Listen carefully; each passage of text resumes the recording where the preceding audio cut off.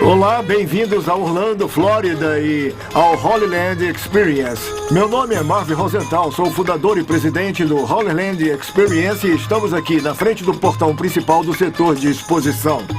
Achamos que vocês irão gostar da apresentação que irão ver, pois vamos levá-los para 2000 anos atrás no tempo, até a cidade de Jerusalém na época de Cristo e um pouco além disso, na época dos grandes profetas e sacerdotes de Israel. A maquete que vocês irão ver foi construída por nosso pessoal e por voluntários no período de 18 meses. É a maior maquete indoor do mundo de Jerusalém. E sabemos que ficarão encantados com as informações e com a apresentação que irão ver. É bem oportuna, pois Jerusalém é a cidade e capital mais importante na face da Terra. O maior número de guerras tem sido travadas em Israel do que em qualquer outro lugar no mundo. A razão disto é que Israel é a ponte entre 3 grandes continentes. Ao sul fica a África. Ao norte e oeste fica a Europa. E ao norte e leste fica a Ásia. E é o único modo de se conectar com estes 3 continentes. Se quiser ir da África para a Ásia ou da Ásia para a Europa, é através do território de Israel. A razão disso é que existe uma trilha ou rota chamada Via Maris, que é através do mar entre estes 3 continentes e é o único caminho pelo qual os exércitos e mercadorias podem passar, porque junto desse trecho fica o deserto da Arábia, inóspito e perigoso. Os exércitos não sobrevivem, as caravanas não sobrevivem com facilidade e os 3 continentes têm que viajar através de Israel. Ao sul de Israel e Jerusalém fica o Egito, a leste fica a Jordânia, a sudeste fica a Arábia Saudita, a nordeste fica a Síria e ao norte fica o Líbano. De modo que Israel e Jerusalém são cercados de 3 lados pelo mundo árabe e a oeste pelo mar Mediterrâneo. E é também importante que na Bíblia, toda vez que se ia a Jerusalém, a Bíblia diz que você subia. Não importa se viesse do norte, do sul ou do leste. Você sempre subia e quando vinha de Jerusalém, você descia. A razão disso é que a Bíblia afirma que Jerusalém é a capital do mundo, onde Jesus Cristo veio para morrer como o Cordeiro de Deus e tirar os pecados do mundo, e é nessa mesma cidade que ele virá uma segunda vez para se tornar o Rei de todos os reis e Senhor de todos os senhores. De Jerusalém ele regerá e reinará sobre o mundo, e é com prazer que os levaremos agora para a maquete e para esta emocionante apresentação.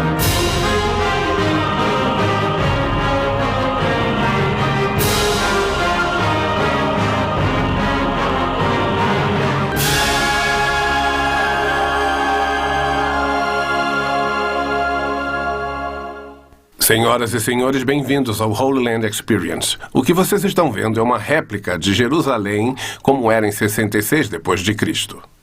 Esta é a cidade logo após a destruição por Roma em 78 d.C., após a morte, o sepultamento e a ressurreição do Nosso Senhor. Bem à sua frente está a parte chamada a Cidade de Davi. Ela vem do ano 1000 a.C.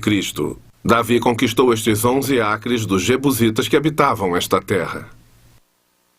No ano 1000 a.C., quando Davi foi coroado rei e precisava de uma cidade neutra como capital, sabendo que se escolhesse qualquer outra cidade próxima de qualquer uma das 12 tribos provocaria muito mais inveja e inimizade do que já existia, porque Davi vinha tendo muito trabalho para unir aquelas 12 tribos. Jebus era o local perfeito. O problema era como dominá-la, pois era quase inexpugnável. Havia um poço ao lado da cidade, uma fonte conhecida como a Fonte de Gihon, do lado de fora dos muros, e os jebusitas fizeram um túnel por baixo do muro, cavaram um poço de 20 metros de profundidade, por onde eles tinham acesso à água nos tempos de seca. Alguns dos homens de Davi sabiam desse túnel.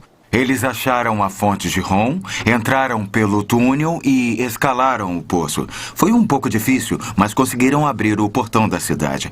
O exército de Davi conseguiu entrar e assim dominar a cidade com relativa facilidade. Mais tarde, Salomão acrescentaria este trecho da cidade ao norte e construiria no Monte Moriá o primeiro dos templos. O Templo de Salomão foi construído em terreno do Monte Moriá. E sobre aquele monte, Abraão levou o seu filho, seu único filho. O amarrou, o colocou sobre um altar construído por Deus. Ao levantar uma faca para matar seu próprio filho, em obediência a Deus, embora detestasse isso, um anjo de Deus deteve Abraão e trouxe um cordeiro, o qual viria a ser um dia mais tarde o Cordeiro de Deus, como um retrato disto, para tirar os pecados do mundo. Sabemos, é claro, que ele não teve que sacrificar Isaac. Um cordeiro tomou seu lugar, mas foi ao Monte Moriá que Deus o mandou. Moriá é uma colina de 300 e poucos metros de extensão. Olhando na cidade de Jerusalém, em 66 d.C., ela começou na metade da subida para a cidade de Davi, seguindo por uma ladeira conhecida como Elevação Ofel, continuando através do que se tornaria o Monte do Templo, através desse mercado de ovelhas e culminando com aquele que é o Jardim do Calvário. Tinha, portanto, 300 metros de extensão. Mais tarde, com o rei Ezequias, a cidade se expandiria para o oeste. Podem ver um muro vindo do sul e cruzando, do extremo sul, atravessando a crista daquele que se chama Monte Sião. Podem ver aquele muro que foi derrubado. Esse era o muro que havia e entrava por trás do templo quando os babilônios desceram e destruíram a cidade em 586 a.C. Quando os babilônios destruíram a cidade, eles o fizeram cativos por 70 anos. Mas, sob o comando de Esdras e Neemias, eles reconstruiriam a cidade de Davi. Não reconstruíram a parte que Ezequias havia construído porque apenas um remanescente voltou da terra. Por 70 anos, o templo permaneceu destruído. Era um monte de ruínas por toda a cidade. E aí, com a volta do povo judeu, sob a liderança de um homem chamado Zorobabel. Quando Zorobabel veio, seu alvo principal era reconstruir o templo. Quando Zorobabel reconstruiu o templo, este foi dedicado em 516 a.C. E era um templo simples e tinha o exterior menor que o templo do rei Salomão. E tinha a aparência bem mais simples. E o dia da dedicação foi uma grande mistura de emoções. Alguns daqueles judeus antigos, a Bíblia nos diz, quando viram esse novo templo, choraram literalmente. Era muito inferior ao templo de Salomão. Mas havia um outro grupo que nunca tinha visto o Templo de Salomão. Tudo o que sabiam era a história de que o templo era a construção mais sagrada para o povo judeu. E quando um templo, qualquer tipo de templo, era reconstruído, era motivo de grande alegria. Quase nos faz pensar se um grupo sabia o que o outro estava fazendo. Mas havia dois grupos, ambos choravam e se alegravam. E foi assim que ficou até que os reis asmoneus chegassem. E eles reinariam durante o período intertestamentário, o período entre os impérios grego e romano. Expandiram a cidade até aquele muro ao sul, acrescentaram a área ao sul que Ezequias havia construído e continuaram além disso. Podem ver uma seção contornando o palácio ali em cima, o qual se tornaria depois o grande palácio de Herodes, e aquele muro se estendia até atrás do templo. Essa foi a expansão da cidade sob os reis asmoneus. Depois, quando Herodes o Grande veio para Jerusalém em 36 a.C., ele acrescentou a seção junto ao seu palácio e em seguida estendeu um muro até o norte. Podem ver um muro contornando o norte ligando-se à fortaleza Antônia do Templo do Monte. Esta era a cidade e o muro existia quando Jesus ministrou em Jerusalém. Quando a cidade de Jerusalém cresceu, casas foram construídas fora dos muros da cidade. E a essa altura, essas pessoas desejavam proteção. Muros eram construídos além, à medida que os limites da cidade aumentavam, como as cidades crescem hoje. O terceiro muro ao norte foi o último muro a ser construído ao norte. E foi construído em 42 d.C. por Herodes Agripa. Ele não existia na época de Cristo. Do lado oriental de Jerusalém até o oriente, a cidade tinha uns 2/3 de milha. Do norte da cidade até o sul tinha cerca de 1 milha. Muitos se surpreendem ao ouvir que Jerusalém, em sua extensão, tinha menos de 1 milha quadrada. Mais surpreendente que isso é a população da cidade, que era de aproximadamente 90 mil pessoas em menos de 1 milha quadrada. Quando lhes digo que esta maquete é próxima da escala original, que está representada no tamanho da maquete, os maiores edifícios que vocês veem espalhados pela cidade e também o terreno são muito próximos da escala. Entretanto, as árvores, arbustos, animais e outros detalhes não são tão parecidos. Encolha-os 7 vezes mais do que vocês veem na maquete. Acrescentem 15 vezes mais e terão uma ideia próxima de como era viver em Jerusalém. Podem literalmente entrar pelo portão sul de Jerusalém, subir nos terraços das casas e andar pela cidade através desses terraços. É emocionante caminhar de um muro até o outro. Lemos no Velho Testamento que Davi estava no terraço do seu palácio, o qual era o mais alto que o resto da cidade. Assim, daquele ponto elevado, ele olha para baixo e vê Betseba se banhando. Alguns acham que ela estaria no terraço de uma casa. Estas casas mediam, em média, 90 a 180 metros quadrados e eram térreas. O único lugar em que havia casas de 2 andares era no setor chamado Cidade Superior. Coloque alguém em uma casa de 90 a 180 metros quadrados, tendo 6 filhos, uma esposa brigona, um marido complicado, e eu lhe garanto que você ficaria no terraço da casa e dá para entender como a vida era apertada. Há um bom número de colinas e vales dentro e ao redor de Jerusalém. Acima do centro da cidade fica o Vale de Tiropoion, separando a cidade ao meio. De um lado fica o cume do Monte Sião, onde podem ver aquele muro atravessando o cume do lado oeste. Do lado leste fica o Monte Moriá. O Monte Moriá, como já foi dito, é o lugar onde ficava o templo e onde Abraão iria ofertar Isaac. Vocês estão agora no lado ocidental de Jerusalém, no Vale Quidron. Ele abrange os lados norte e sul do lado ocidental de Jerusalém. Atrás de vocês fica o Monte das Oliveiras, mais ao alto. Ao norte disso, o Monte Escopos. Monte Escopos é onde os babilônios e os romanos acamparam para tomar um trecho estratégico de Jerusalém para planejar a estratégia de seu ataque. Havia sempre ataques em Jerusalém vindos do norte. O Muro Norte era o único muro que não tinha um vale ao redor. Há um outro vale do lado oriental da cidade, onde ficava o Palácio de Herodes. Ali, descendo do lado oriental e atravessando até o sul, e é o que se chama Rinom, ou Vale do Esterco. Todo o lixo, restos e esterco dos animais eram jogados nesse vale. Este era o depósito de lixo de Jerusalém. E o problema era igual ao de todas as culturas. A tendência do lixo deles era amontoar e chegar ao ponto onde os líderes judeus tivessem medo do inimigo passar sobre o lixo, pulando facilmente o muro e atacar a cidade. Aí eles tiveram uma ideia brilhante. Eles incendiaram o vale inteiro. Bem, o fogo queimava continuamente e foi um meio perfeito de afastar o inimigo. Jesus usou aquilo como exemplo do inferno. Ele disse claramente que Deus faria igual ao vale do Rinom por causa do fogo que havia sido colocado no seu topo para protegê-lo. Como qualquer outro depósito de lixo, começou a criar um tipo de verme que veio debaixo do lixo e era igualmente indestrutível. E os vermes comiam o tempo todo por baixo e o fogo queimava o tempo todo por cima.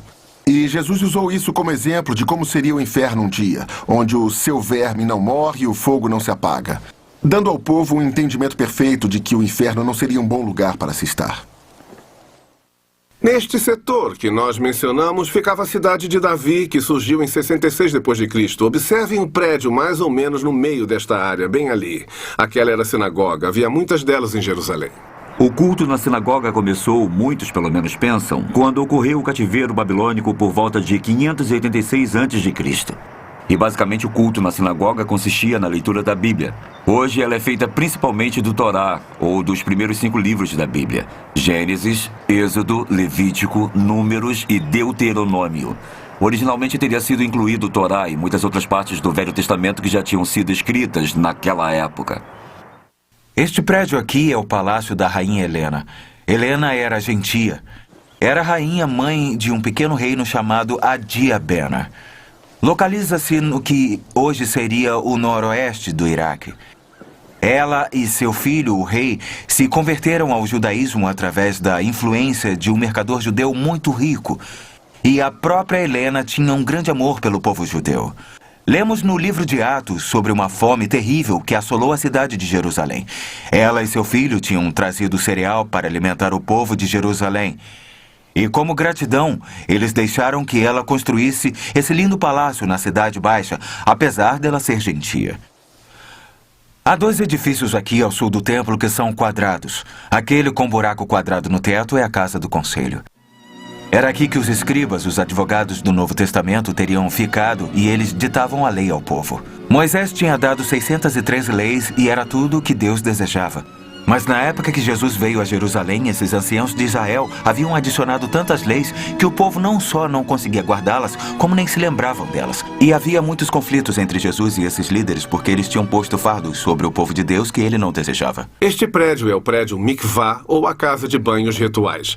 Mas se você fosse gentio, não podia vir ao templo para adorar a Deus. Não podia entrar no templo por nenhum motivo. Se você fosse judeu, seria impedido de prestar culto no templo se tivesse alguma impureza. E por impureza entendia-se qualquer deficiência crônica de incapacidade, tal como a lepra ou a cegueira. Havia também situações temporárias. Se tivesse tocado em alguém impuro, se tivesse uma ferida aberta, e senhoras, se tivessem dado à luz a um bebê macho, teriam que esperar 40 dias para vir ao templo. Lembre-se de Maria e o tempo de sua purificação antes dela trazer Jesus ao templo. Para um bebê fêmea, ela teria que esperar 80 dias. Assim que completasse o seu tempo de acordo com a lei, você teria que entrar no banho ritual, onde havia banheiras entalhadas em rochas sólidas. Elas comportavam cerca de 302 litros de água cada. Você passaria pela cerimônia da purificação submergindo-se totalmente e depois você poderia ir ao templo. Os portões triplos. Esses são os portões triplos de Hilda, os portões duplos de Hilda. Hilda era uma profetisa em 2 Reis e era honrada pelo povo judeu por ela ser uma porta-voz, uma das poucas mulheres escolhidas por Deus para falar por ele perante o povo. E os adoradores entravam através desses portões triplos, entrando assim no próprio templo do monte, e saíam através dos portões duplos, a menos que houvesse uma grande tragédia e pranto na família de alguém. E aí essas pessoas tinham permissão de seguir contra o fluxo, podendo entrar pelo portão duplo e assim sair pelos portões triplos, mostrando que tinham tido de fato uma tragédia familiar. E o povo percebia isso, por eles estarem saindo contra o fluxo, eles tinham tido uma tragédia recente na família, e assim eles as confortavam, uma espécie de abraço emocional. Quando os adoradores vinham pelos portões triplos, subindo aquela escada do túnel, eles chegavam a uma área conhecida como o Pátio dos Gentios.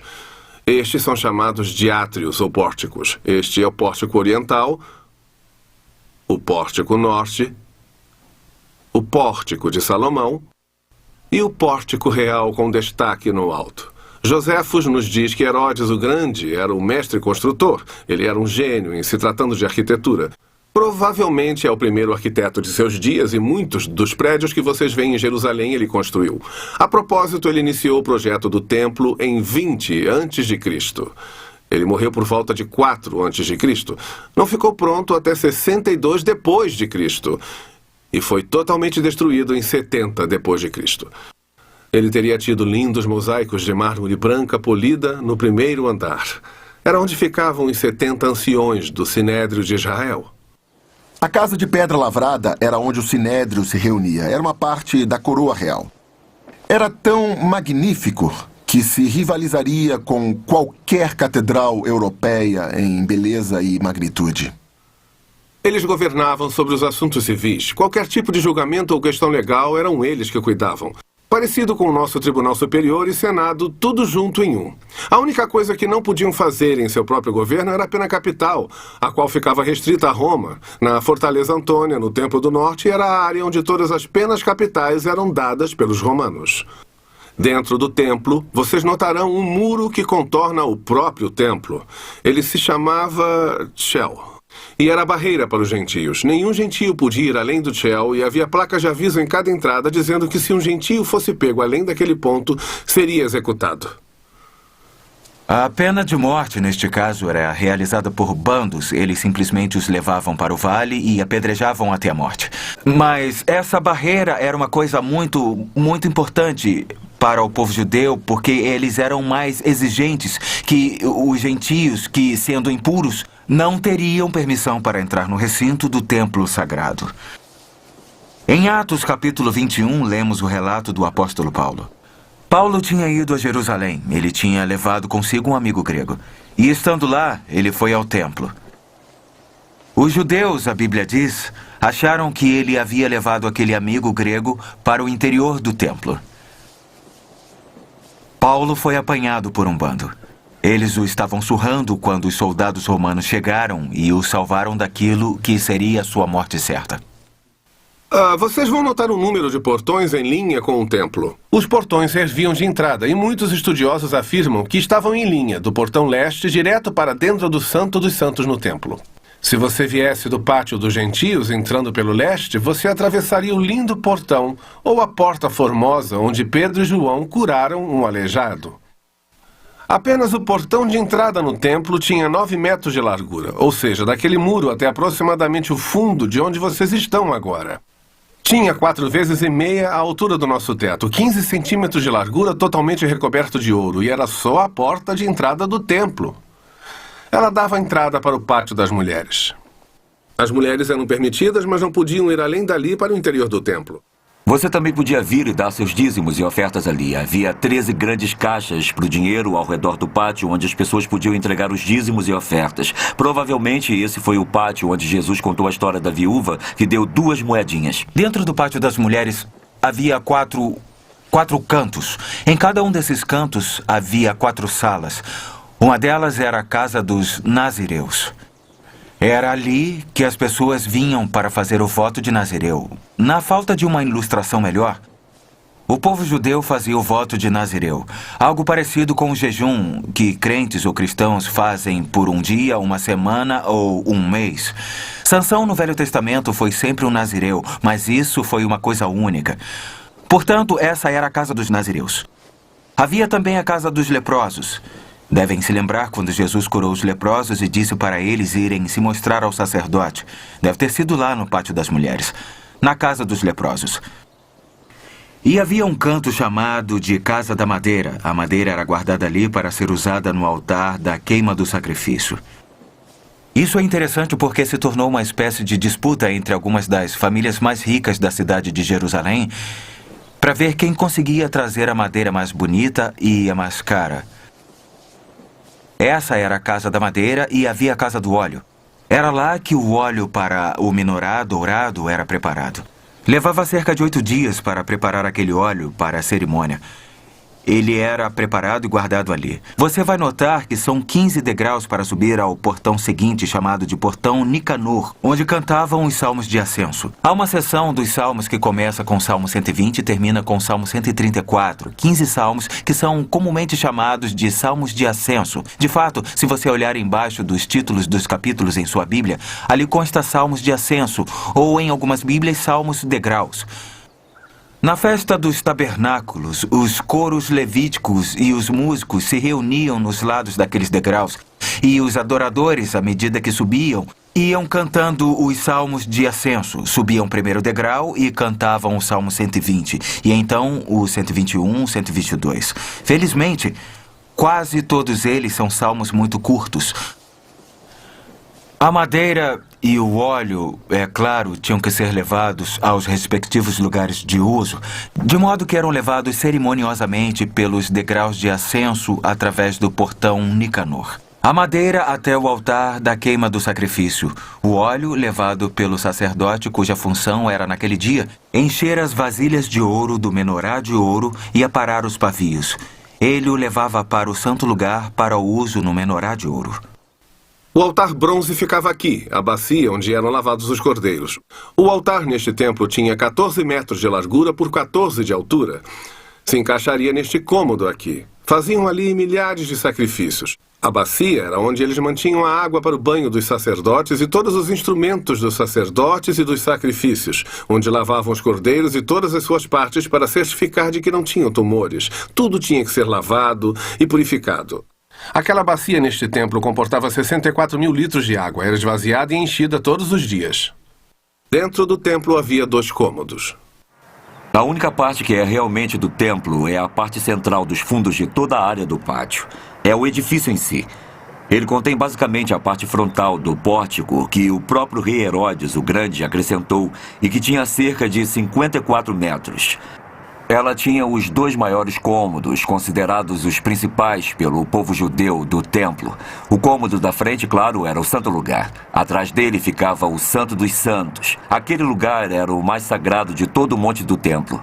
Uma vez ao ano, o sumo sacerdote entrava e derramava o sangue do cordeiro para o perdão dos pecados de todo Israel, assim como o dele próprio. E aquele é o lugar do primeiro templo, o templo do rei Salomão, onde a arca do concerto ficava.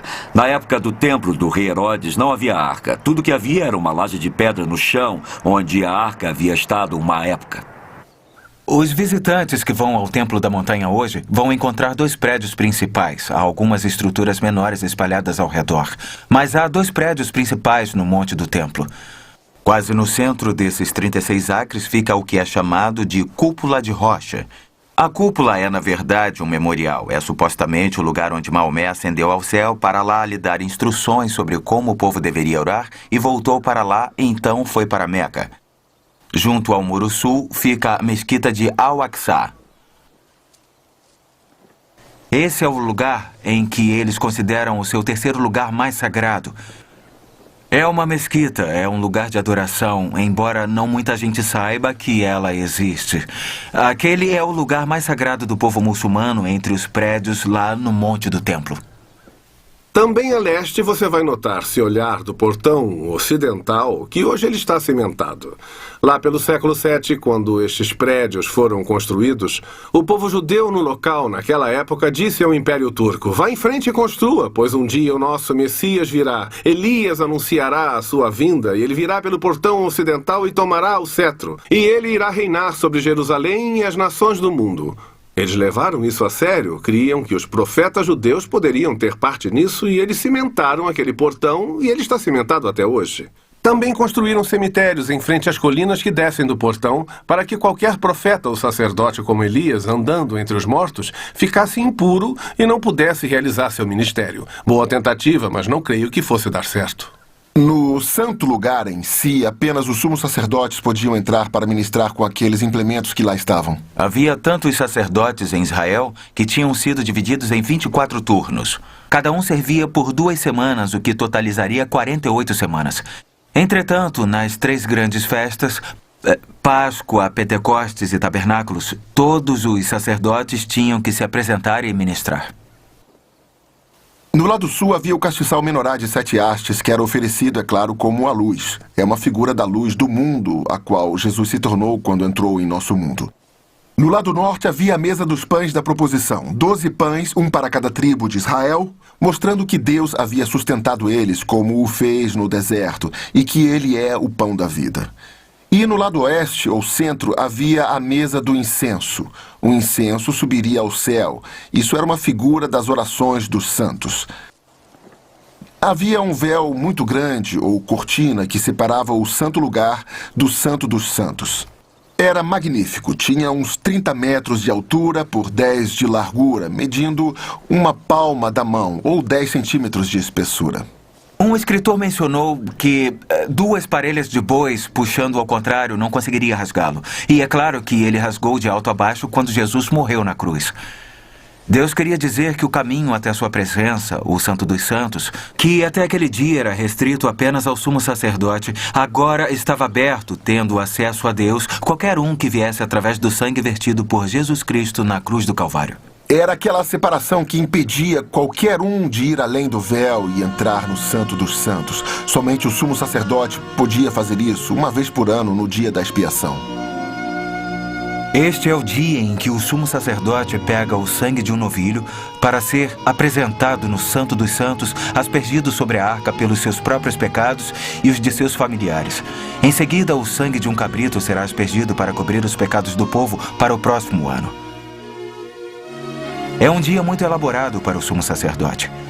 Sempre nos perguntam se o sumo sacerdote tinha uma corda amarrada no tornozelo quando ele entrava no Santo dos Santos para ministrar.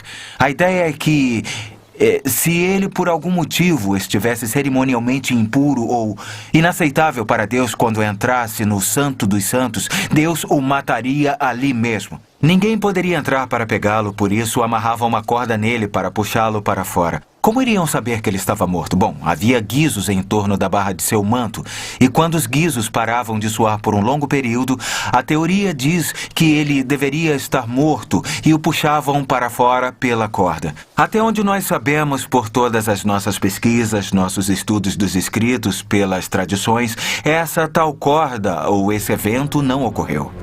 O Santo dos Santos era o santuário mais interno. Era o lugar onde a Arca do Concerto residia. Era o lugar onde a nuvem da glória Shekinah estava, lá na Arca do Concerto. Pena que nos dias do Novo Testamento, nada disso havia no Santo dos Santos. No Velho Testamento, lemos que a presença de Deus na glória Shekinah deixou o templo. Mais tarde, quando o povo da Babilônia marchava pela terceira e última vez sobre a cidade, os judeus retiraram a arca do templo e a esconderam até onde sabemos. De modo que nos dias do Novo Testamento, quando o sumo sacerdote entrava além do véu, tudo o que havia lá naquele momento era uma base de pedra de 8 centímetros de altura na qual a arca estaria colocada. O prédio que vocês veem ao norte do templo é a Fortaleza Antônia. Herodes a construiu ao norte do templo para que os soldados pudessem rodear totalmente as lajes dos pórticos no caso de ocorrer uma invasão no pátio dos gentios. Do lado de fora havia 2 reservatórios de água e o mercado, onde guardavam as ovelhas para os sacrifícios. O reservatório de Israel localizava-se ao longo do muro norte do Templo do Monte. Alguns arqueólogos sugeriram que ele fazia parte da fortaleza Antônia original. De fato, o fosso que o cercava foi mudado quando o rei Herodes o Grande o reformou para Marco Antônio. Mas outros também têm afirmado que pode ter sido usado e chamado em certa ocasião de o Lago dos Cordeiros, onde os cordeiros eram banhados e preparados para a adoração no templo. O outro reservatório com os 5 pórticos é o Poço de Betesda. Os 5 pórticos, o Poço de Betesda, estão em João capítulo 5. Foi ali que Jesus esteve e curou um homem que era paralítico há 38 anos. Um fato interessante, foi a única vez nas Escrituras em que Jesus esteve com uma multidão e apenas curou um. E os líderes religiosos condenavam Jesus por ele o ter curado em um sábado. Interessante como muitas vezes Jesus fez curas num sábado. Ele estava ilustrando a verdade que o sábado foi feito para o homem e não o homem para o sábado. Descendo pelo portão norte em Jerusalém, chamado Porta de Damasco, descendo direto pelo centro da cidade, através do vale Tiropocon, fica a estrada principal para entrar em Jerusalém. Se observarem logo atrás do templo, o maior mercado da cidade ficava nessa entrada principal logo atrás do templo, aqui. Boa estratégia mercadológica mesmo para 2000 anos atrás. Se você fosse a Jerusalém, teria que passar pelo mercado. Ainda hoje funciona. Os shoppings são construídos sempre na rua principal. Ao norte vão notar a colina que já foi mencionada, o Gólgota, o lugar da caveira. Os romanos sempre crucificavam ao longo da estrada principal de entrada e saída de qualquer cidade que ocupavam. Queriam que todos os visitantes vissem de perto e pessoalmente qual era o castigo para os crimes contra Roma. Logo do outro lado de onde fica a estrada principal, do outro lado dessa colina, a cerca de 70 metros de distância, é onde fica o túmulo que Sir Charles Gordon encontrou, onde ele acreditava que Jesus ressuscitou. Sir Charles era um arqueólogo amador, visitava Jerusalém e da casa de um amigo ele notou que ao norte havia uma colina com o rosto de uma caveira. Ele começou a fazer pesquisas naquela área e encontrou o túmulo. Um túmulo que se enquadrava à descrição bíblica do túmulo do homem rico registrada na Bíblia. O tamanho e o formato dele se enquadravam à descrição. Ao continuar suas pesquisas, encontrou um grande jardim e evidências de um jardim muito grande. Encontrou uma cisterna que deveria reter 1 milhão de litros de água. Também encontrou a maior vinícola de Jerusalém. Esta era uma forte evidência de ser uma possibilidade do local da morte, sepultamento e ressurreição do Senhor Jesus. O outro local ficava só um pouco a sudoeste daquele local, onde vocês verão uma colina do outro lado deste muro. É aqui que fica a igreja do Santo Sepulcro atualmente. Isso data de 300 depois de Cristo. Constantino é quem reinava em Roma. Ele declarou o cristianismo a religião de Roma. A sua mãe veio até Jerusalém em busca de locais importantes e foi informada que sob um templo romano ficava o local da ressurreição. Ela fez demolirem o templo, ela encontrou o túmulo e construiu a igreja do Santo Sepulcro que permanece lá até hoje. Há 2 monumentos que vocês verão a noroeste de Jerusalém. Entre onde ficava o terceiro e o segundo muro, Existem 2 grandes monumentos que estavam lá durante os tempos antigos. E esses monumentos foram feitos lá em honra a 2 reis especiais da Asmônia, ou dinastia dos Macabeus. Os Macabeus eram uma família judia que reinava em Israel entre os períodos do Velho e do Novo Testamento. Esta torre era usada para observarem o norte caso os inimigos viessem através da terra de Israel. O faziam literalmente através de tochas à noite ou durante o dia através do soar de buzinas. Eles podiam alertar Jerusalém que ela estava sendo atacada. Ela era sempre atacada pelo norte, porque o muro ao norte não tinha vale. Todos os outros muros estavam protegidos por vales, e eles podiam sinalizar de quase 150 quilômetros de distância para preparar a cidade para ser defendida enquanto consertavam os muros.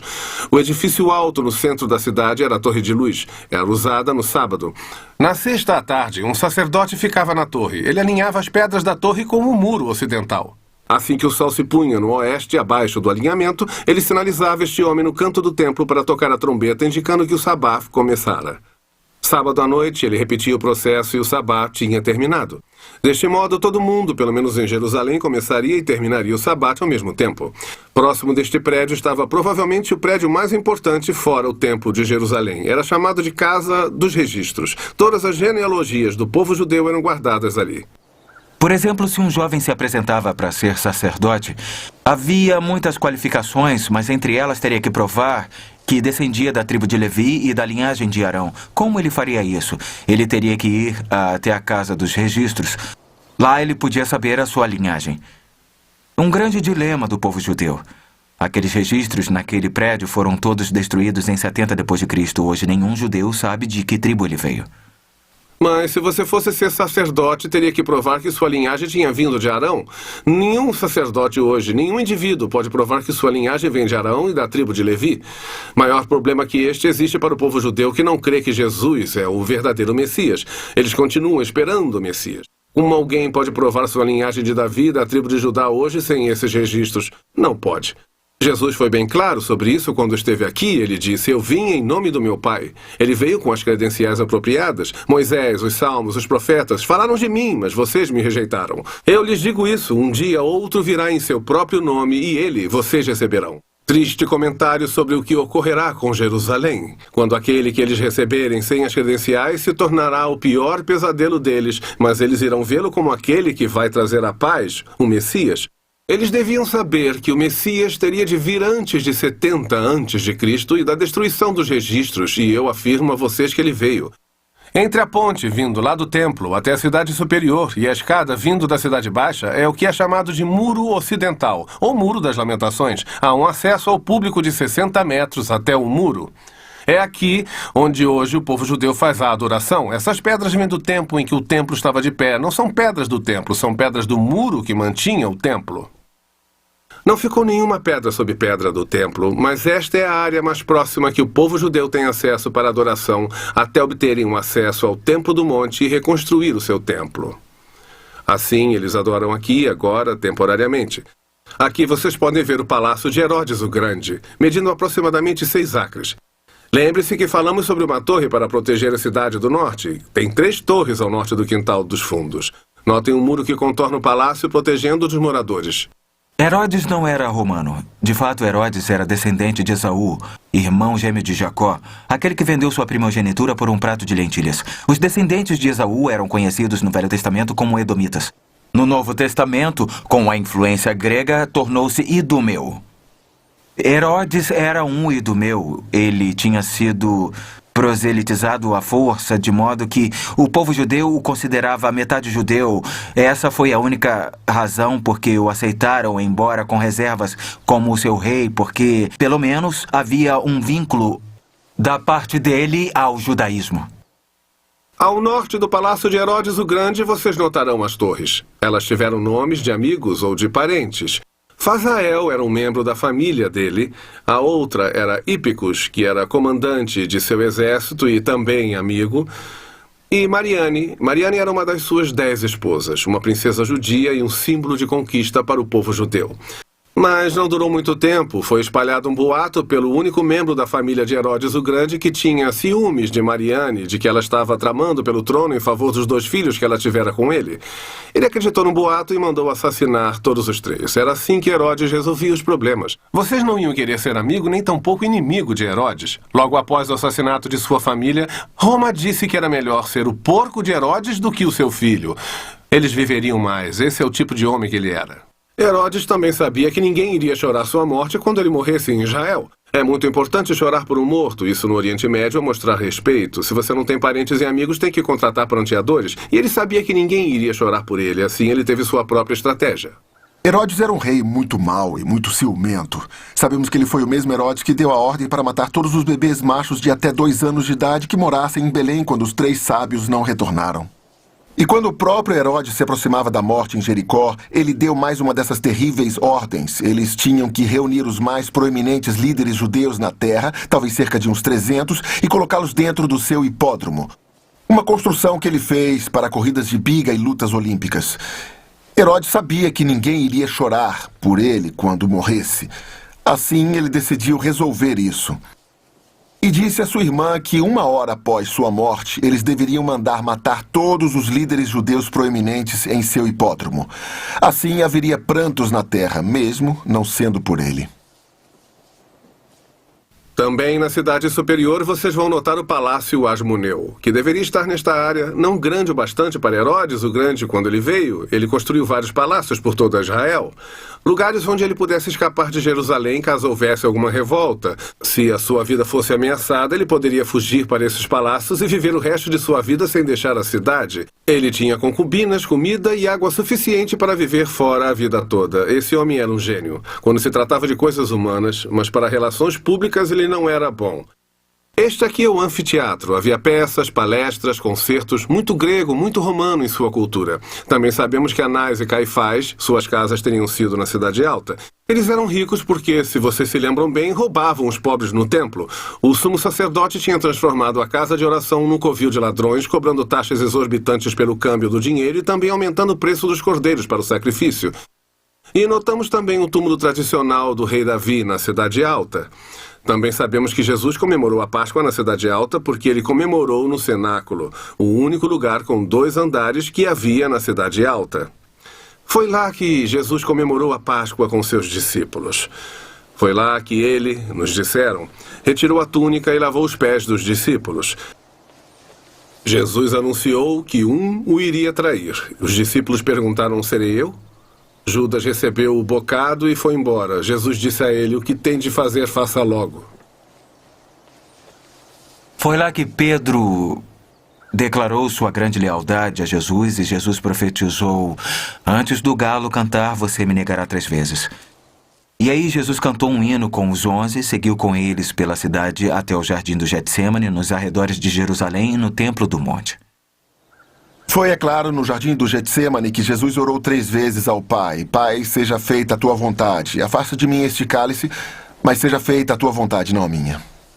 Lá ele agonizaria tão intensamente naquela noite que literalmente suou gotas de sangue da sua fronte. Eu não creio que a tortura da cruz era o que ele tinha em mente, ou a tortura dos soldados, mas quando ele estava naquele monte, Jesus estava contemplando aqui pela primeira vez na eternidade. Ele, Deus o Filho, Deus o Pai, estavam para ser separados um do outro pela primeira vez. Ele não estava suportando a ideia de que ao tomar os nossos pecados sobre si mesmo ficariam separados. Também sabemos que após o momento de oração, os discípulos adormeceram, é claro. E eles foram interrompidos por Judas e os guardas. E Judas traiu Jesus com um beijo e os guardas prenderam Jesus. Os discípulos fugiram após Pedro cortar a orelha de um guarda. E então Jesus é levado para a casa de Anás primeiro, novamente na Cidade Alta. Anás tinha sido o sumo sacerdote, ele ainda tinha poder por trás daquele cargo. Um julgamento breve, mas ilegal ocorreu lá. Interessante notar que os judeus daquela época tinham mais leis para proteger os acusados do que temos na América hoje. E eles violaram cada uma delas naquela noite. Da casa de Anás, ele foi levado ao palácio de Caifás. Caifás era genro de Anás. Com falsas testemunhas, fizeram um julgamento ilegal que durou a noite toda. Aí, pela manhã, Quando o galo cantou, Pedro, seu próprio discípulo, negou conhecer Jesus. Quando Jesus era levado de novo pela cidade, ele negou de novo. E antes do galo cantar pela terceira vez, ele negou que conhecia Jesus. E assim pela manhã eles o trouxeram do templo do monte até a casa de pedra lavrada, onde o sinédrio tinha se reunido às pressas, o que também era contra a lei. Mas eles o tinham acusado de blasfêmia e queriam que fosse condenado à morte. Somente os romanos podiam fazer isso. Assim, eles o levaram para a fortaleza de Antônia, onde o procurador romano Pôncio Pilatos ficava. Tudo o que Pilatos queria era tirar aquela situação complicada de suas mãos antes que se iniciasse na cidade um grande tumulto. E quando ele soube que Jesus era originalmente da vila de Nazaré, na região norte da Galiléia, e ele sabia que o regente, o tetrarca da Galiléia, estava em Jerusalém para a Páscoa, seu nome era Herodes Antipas, um dos filhos de Herodes o Grande, e ele era o Herodes que decapitou João Batista. Então disse Pilatos: "Este homem é galileu, vamos mandá-lo ao tetrarca da Galiléia." O rei Herodes Antipas, é claro, ficou excitado. Ele tinha ouvido falar sobre esse homem chamado Jesus e todos os seus milagres e queria ver alguns. Aí Jesus veio perante o rei Herodes Antipas, como consta em Isaías 53, como um cordeiro foi levado ao matadouro. Ele não disse nada, ele não fez nada, não fez grandes milagres, e o rei Herodes ficou frustrado e o mandou de volta para Pilatos, na fortaleza Antônia. Aí ele pensou: o que farei agora? Eu me lembro. De acordo com o costume deles, no dia da Páscoa me é permitido entregar a vocês um prisioneiro. Quem vocês querem? Jesus, que chamam o rei dos judeus, ou Barrabás? E há uma grande ironia no nome dele. Barrabás vem de duas palavras do aramaico. A palavra Bar quer dizer filho de, como Simão Bar-Jonas. E Abas, que quer dizer pai, pondo juntas Barrabás, o filho do pai. O que levou Jesus a ser condenado à morte foi afirmar ser o filho do pai. Entre todas as pessoas que mereciam aquela prisão, essa era o homem chamado Barrabás. É irônico que os homens começaram a gritar: "Solte Barrabás!" E estavam de fato gritando: "Solte o filho do pai." E sabemos que Jesus foi levado até a base do pretório, a torre mais alta da fortaleza Antônia. Lá ele foi surrado, foi cuspido, os guardas romanos zombaram dele, puseram uma coroa de espinhos em sua cabeça, fizeram a brincadeira chamada o Jogo do Rei com ele, e aí ele seguiu até o Calvário, pela Via Dolorosa. O Evangelho de João registra que, levando sua própria cruz, ele saiu para o lugar chamado Caveira, que em hebraico significa Gólgota. E lá, o absolutamente perfeito, sem pecado, o único Filho de Deus vivo e verdadeiro, foi pregado em uma cruz e crucificado. Seu sangue foi derramado. A Bíblia chama o seu sangue de precioso. Precioso porque era o próprio sangue de Deus. A Bíblia nos diz que esse foi o único sacrifício que poderia apagar para sempre o pecado do homem. Só Jesus tinha o tipo de nascimento e viveu o tipo de vida que o qualificou para morrer, o tipo de morte exigido para a salvação do homem. Por isso ele teve o direito de dizer: "Eu sou o caminho, a verdade e a vida. Ninguém vem ao Pai senão por mim." Seu corpo foi retirado da cruz e colocado num túmulo, mas a sepultura não pôde detê-lo e ao terceiro dia ele ressuscitou gloriosamente. Ele mandou seu anjo do céu retirar aquela pedra, não para deixá-lo sair, mas para que soubessem que ele ressuscitou, como disse que faria. Ele ressuscitou gloriosamente, sendo visto durante 40 dias em Jerusalém e arredores por seus apóstolos e muitos dos seus discípulos. Lá no Monte das Oliveiras, ele subiu naquela magnífica nuvem gloriosa. Os anjos disseram aos discípulos: "Ele voltará novamente. Se há uma coisa que podemos estar certos, é que Jesus, de fato, irá voltar." Aqui, no extremo sul de Jerusalém, fica o Poço de Siloé. Este é outro evento em que Jesus fez uma cura. O poço foi formado no Velho Testamento, nos tempos do rei Ezequias. Ezequias mandou cavar um túnel que ainda leva seu nome, a partir da fonte de Gihon. Essa fonte fica do lado de fora do muro da cidade. Ele construiu um túnel que torcia e mudava o caminho por baixo através das pedras, formando o poço em si. No poço de Siloé, Jesus pegou argila e cuspiu. Aí misturou tudo e colocou nos olhos de um cego. Ele disse para ir lavar no poço que ele passaria a enxergar. E ele fez isso. É fascinante, ele só fez 2 vezes, uma aqui em Jerusalém e a outra na Galiléia, onde ele curou com cuspe. Não encontrei nada das escrituras que mencione sobre cura com cuspe.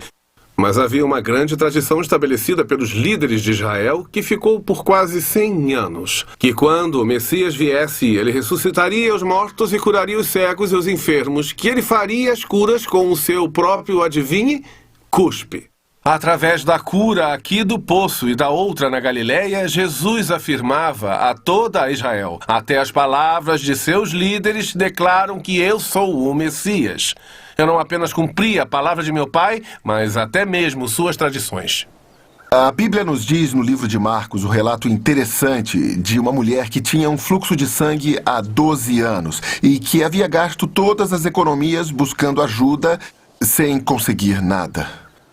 E ela cria em seu íntimo que se pudesse ao menos tocar no manto de Jesus quando ele passasse, ela ficaria curada. Sabem, havia uma outra profecia em Malaquias 4:2 que nos diz que quando o Filho da Justiça vier, o Messias, ele levantará trazendo a cura em suas asas. É claro, não imaginamos Jesus tendo asas, mas Jesus era um rabi. Um rabi usava um traje especial, um tali, com franjas especiais nas pontas. As franjas eram longas e enlaçadas com azul. E essas franjas nas pontas do traje do rabi eram conhecidas como as asas da sua vestimenta. Se você se lembra da história da mulher com fluxo de sangue que tocou na barra da sua roupa, ela na verdade tocou nessas pontas das franjas. Ela tocou nas asas de seu traje e então houve cura em suas asas. Na Porta Formosa que mencionei antes, ocorreu um destacado evento bíblico em Atos, capítulo 3. Jesus tinha ressuscitado gloriosamente dos mortos no terceiro dia, assim como dissera, assim como ele prometera. Ele foi visto com vida cerca de 40 dias por seus seguidores, uns 500. 10 dias depois, após sua ascensão para estar com o Pai, ele tinha dito aos discípulos: vão a Jerusalém e esperem. Aquele 10º dia seria o dia do Pentecostes, e naquele dia, como havia prometido, o Espírito de Deus desceu dos céus e encheu os corpos que criam.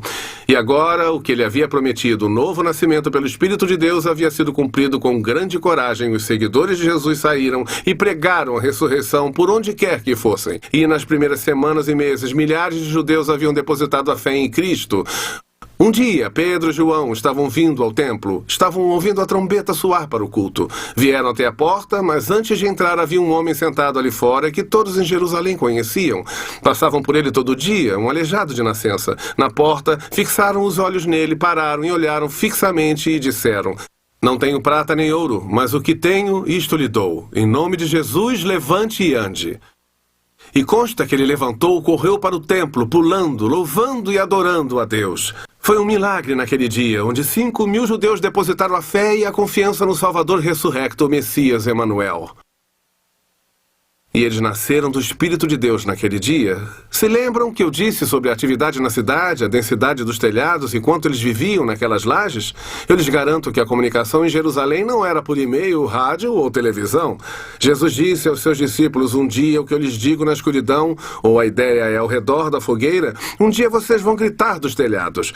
Vocês podem imaginar quando aqueles 5.000 saíram do templo aquele dia, recém-nascidos no Espírito de Deus, usaram os seus tetos. Eu garanto que hoje a discussão não seria a tirania de Roma ou a corrupção dos sacerdotes ou o mexerico da vizinhança. Hoje seria: Marta, você esteve no templo hoje? Viu o que aconteceu? E aquele que conhecemos desde menino, ele saltou e pulou diante de nós a simples menção do nome de Jesus. De fato, aquele era quem ele dizia ser. Milhares de pessoas em Jerusalém hoje creram e nós nascemos do Espírito Santo. Ele vive, sabemos, disse com certeza.